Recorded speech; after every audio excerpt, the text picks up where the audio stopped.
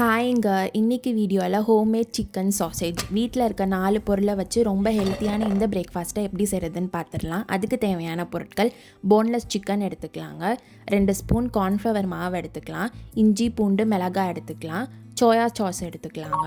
எடுத்து வச்சுருக்க சிக்கனை நல்லா மஞ்சள் தூள் சேர்த்து கழுவிட்டு ஒரு மிக்சி ஜாரில் ஆட் பண்ணிக்கலாங்க. அதுக்கப்புறம் கட் பண்ணி வச்சுருக்க இஞ்சி வெள்ளைப்பூடு மிளகாய் சேர்த்துக்கலாம், கார்ன்ஃப்ளவர் மாவும் சேர்த்துக்கலாங்க. சேர்த்துட்டு சோயா சாஸ் ஒரு 3 ஸ்பூனுக்கு சேர்த்துக்கலாம். சேர்த்துட்டு நல்லா மாவு போல் அரைச்சி எடுத்துக்கலாங்க, தண்ணி சேர்க்காமல்.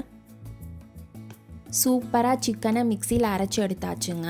அரைச்சி எடுத்ததை ஒரு பிளேட்டில் ட்ரான்ஸ்ஃபர் பண்ணிக்கலாம். பண்ணிவிட்டு கையில் நல்லா எண்ணெய் தடவிக்கலாங்க. எண்ணெய் தடவிட்டு நம்ம அரைச்சி வச்சுருக்க அந்த சிக்கன் பேட்டரை நல்லா உருண்டை பிடிச்சிக்கலாங்க. ஒரு ஸ்பெரிக்கல் ஷேப் வர அளவுக்கு இறுக்கமாக உருண்டை பிடிச்சிட்டு வெஜிடபிள் கட் பண்ணுற போர்ட்லேயோ இல்லாட்டி சப்பாத்தி கல்லையோ வச்சு நல்லா ஒரு சிலிண்ட்ரிக்கல் ஷேப்பில் ரோல் பண்ணிக்கலாங்க.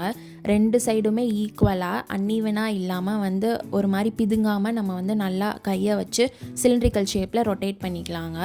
இது பண்ணி முடிச்சதுக்கப்புறம் நம்ம ஒரு அலுமினியம் ஃபாயில் எடுத்துக்கலாம். அலுமினியம் ஃபாயிலையும் நம்ம இந்த சாசேஜை வச்சுக்கலாங்க.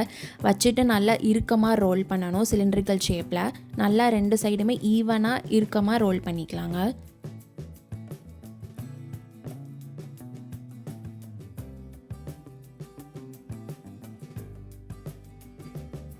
அலுமினியம் ரேப்பர்லேயும் நல்லா ரோல் பண்ணிவிட்டு அதோட 2 எஜ்ஜையும் நல்லா திருகி விட்டுக்கலாங்க. அது உள்ளே இருக்கிற அந்த சிக்கன் சாசேஜ் வெளியில் வராத அளவுக்கு நல்லா டைட்டாக ரோல் பண்ணிக்கணும்.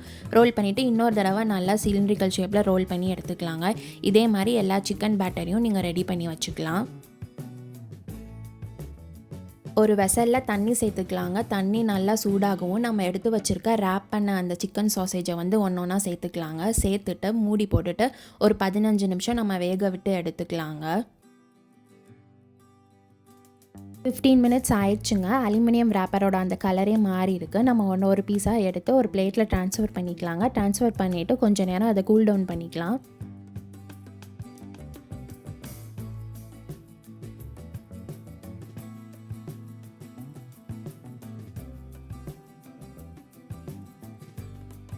நல்லா சூடாகவும் நம்ம அன்ராப் பண்ணிக்கலாங்க. அலுமினியம் ஃபாயில் ஈஸியாக ஹீட் அப்சர்வ் பண்ணுறனால சூடு ஆறுனதுக்கப்புறமே நம்ம ஒரு அலுமினியம் ஃபாயிலை ரேப் பண்ணிக்கலாம். ஸோ பார்த்தாலே தெரியுங்க, சிக்கன் சாசேஜ் சூப்பராக பாயில் ஆகிருக்கு. ஈவனாக ஒரு சிலிண்ட்ரிக்கல் ஷேப்பில் இருக்குங்க. இதே மாதிரி எல்லா அலுமினியம் ரேப்பரையும் அன்ராப் பண்ணி ஒரு பிளேட்டில் சிக்கன் சாசேஜை ப்ளேஸ் பண்ணிக்கலாங்க.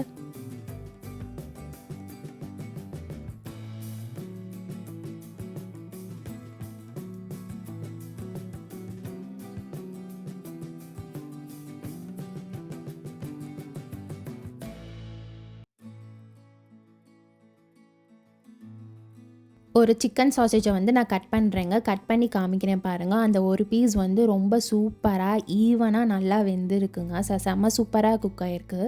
ஒரு பேனில் அடுப்பில் வச்சுக்கலாங்க. நல்லா சூடாகவும் நான் ஆயிலில் கோட் பண்ணிக்கிறேன். கோட் பண்ணிவிட்டு நான் அந்த சிக்கன் சாசேஜை குட்டி குட்டி பீசஸாக கட் பண்ணி ப்ளேஸ் பண்ணிக்கிறேங்க. நீங்கள் உங்கள் கன்வீனியன்ட்டுக்கு ஏற்ற மாதிரி இந்த மாதிரி பீசஸாகவும் நீங்கள் ஃப்ரை பண்ணலாம், இல்லாட்டி ஹோல் பீஸாகவும் நீங்கள் வச்சு ஃப்ரை பண்ணலாங்க. ஸோ நல்லா அதுக்கு மேலே ஒரு 2 to 3 ஸ்பூன்ஸ் ஆஃப் ஆயிலை வச்சு கோட் பண்ணிவிட்டு 2 சைடும் நல்லா கலர் மாறுற அளவுக்கு ஃப்ரை பண்ணி எடுத்துக்கலாங்க. நல்லா ஃப்ரை பண்ணி ஒரு கோல்டன் எல்லோ ப்ரௌன் வர அளவுக்கு ஃப்ரை பண்ணிக்கலாம். ஸோ அவ்வளோதாங்க, சூப்பரான சிக்கன் சாசேஜ் ரெடி ஆயிடுச்சு. இந்த ரெசிபியை ஏர் ஃப்ரையரில் கூட ட்ரை பண்ணலாங்க. இந்த சிக்கன் சாசேஜோட ஆம்லேட் வச்சு சாப்பிட்டிங்கன்னா ஒரு பர்ஃபெக்ட் பிரேக்ஃபாஸ்ட் ரெசிபி ரெடி ஆயிடுச்சுங்க. கண்டிப்பாக நீங்களும் ட்ரை பண்ணி பாருங்கள். இந்த ரெசிபி உங்களுக்கு பிடிச்சிருந்துச்சுன்னா சோறு ரெடியா யூடியூப் சேனலை லைக், ஷேர், சப்ஸ்கிரைப் பண்ணி பெல் பட்டனை கிளிக் பண்ணிக்கோங்க. தேங்க்ஸ் ஃபார் வாட்சிங்.